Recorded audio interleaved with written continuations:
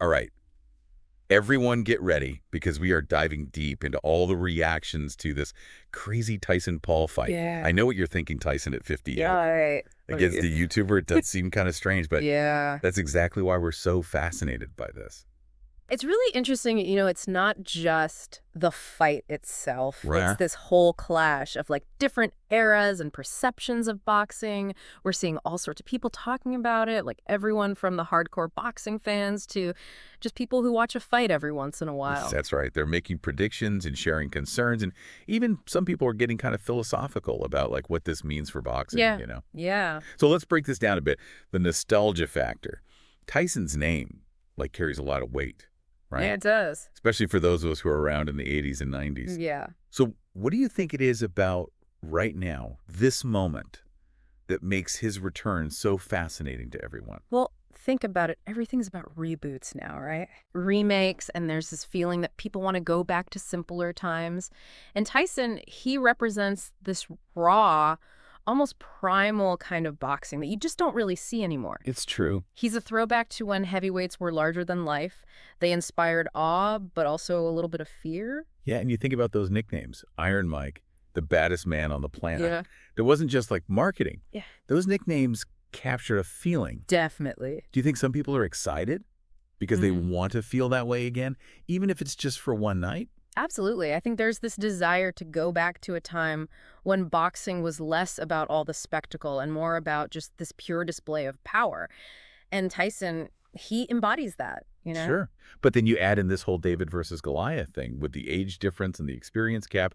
It's almost biblical, but in this case, Goliath is the one with the legacy to lose. Right. And that's where the reactions get really interesting. You have some people who are worried about Tyson. Yeah. They're saying, can he physically handle this at 58? Yeah. And then you have others who think, look, even a Tyson who's past his prime is too much for Jake Paul. Yeah. It's like if he loses, it's almost disrespectful to the sport. And then we can't forget about the people who just see this as pure entertainment, like a spectacle.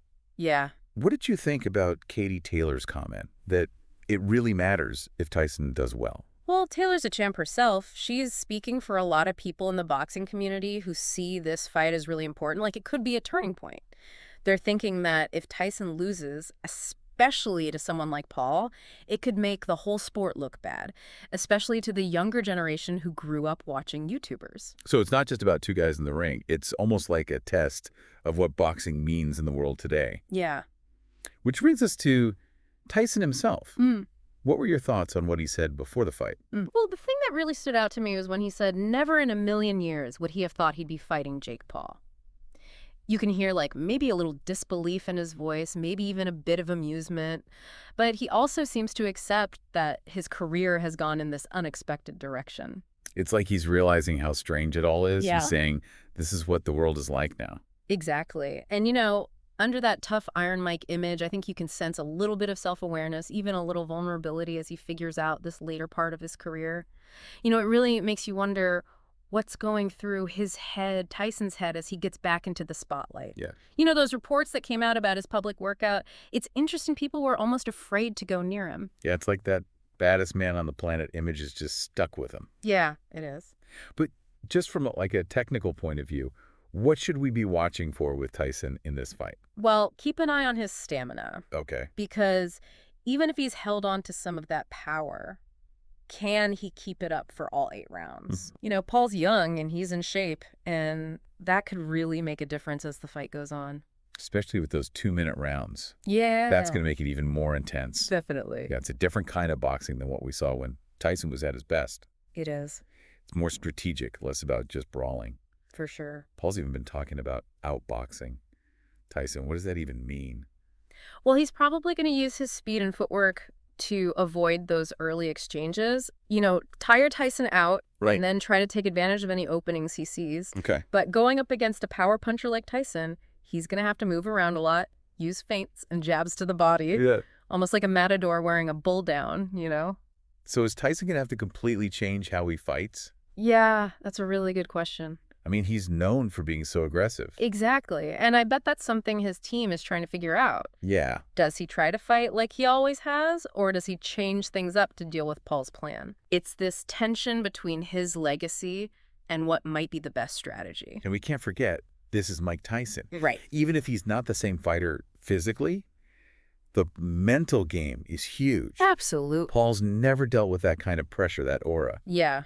This is where experience could really be the deciding factor. Yeah. Tyson's been in the ring with the best. He knows how to deal with tough situations and how to use his opponent's doubts against them. Right. So if Paul even hesitates for a second, Tyson can use that.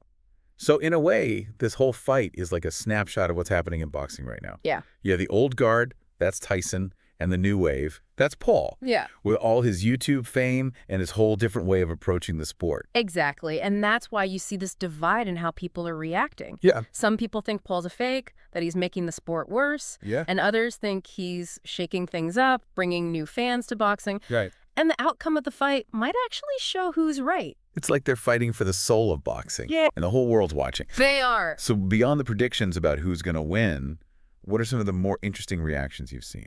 Well, a lot of people are talking about what it would mean if Tyson wins. Okay.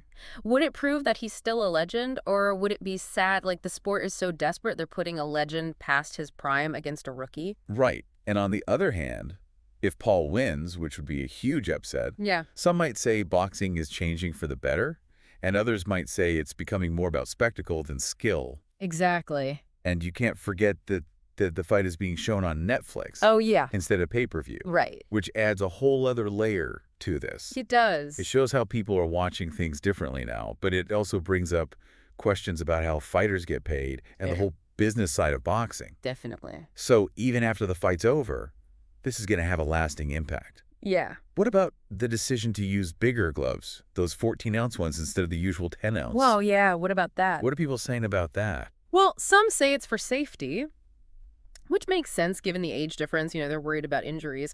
But others think it's a strategic move, that it might help someone who's playing defense or wants to make the fight last longer. Yeah. It's really hard to tell if it's about safety or strategy or both. It's just another example of how this fight is so complex. It really is. It's not just about punches. It's about perception, legacy, and the whole future of boxing. Yeah, and that's why all the reactions are so interesting. Yeah. You see debates about ageism, about famous people in sports, about what it even means to be a real boxer. It's like this cultural event that goes way beyond just the fight. Yeah, it does. And it's not just the main event. You know, there's a lot of talk about the Taylor Serrano rematch that's happening too, especially among the women's boxing fans. It's amazing how their first fight became such a classic. It really put women's boxing on the map. Yeah, it did. Do you think this rematch could actually be even bigger than the main event in some ways? You know, it's possible. Both Taylor and Serrano are at the top of their game right now, and their styles, they just work so well together. It makes for such an exciting back-and-forth fight. It really does. And you can tell there's real respect between them, but also this incredible competitive spirit. And Taylor's been such a strong voice for women's boxing. Her success has definitely helped other female fighters get more recognition. For sure. So what are people saying about the rematch? Well, obviously there's a ton of excitement, but also a lot of pride that women's boxing is getting this kind of attention. Yeah. The fact that they're drawing in so many fans, even on a card with such a big main event, it really shows how talented and athletic these women are. It really does. This whole event shows where boxing is at right now. It's this mix of the old and the new, the legacy and the spectacle. But let's take a step back for a minute. Okay. Why should someone listening to this, maybe for the first time, care about this Tyson-Paul fight? That's a good question. What do you think?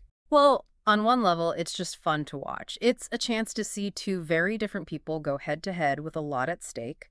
You've got the nostalgia for folks who remember when Tyson was in his prime, and then the curiosity of whether Paul can actually deliver on what he's been saying. Right. But there's also something deeper going on here. Yeah. This clash between different generations and what they represent. Exactly. It makes you think about how boxing has changed, the role of celebrity, and what people find entertaining these days. It really does. And it reminds us that even in a sport as old as boxing, there can still be surprises, things that capture our imagination and make us rethink what we thought we knew.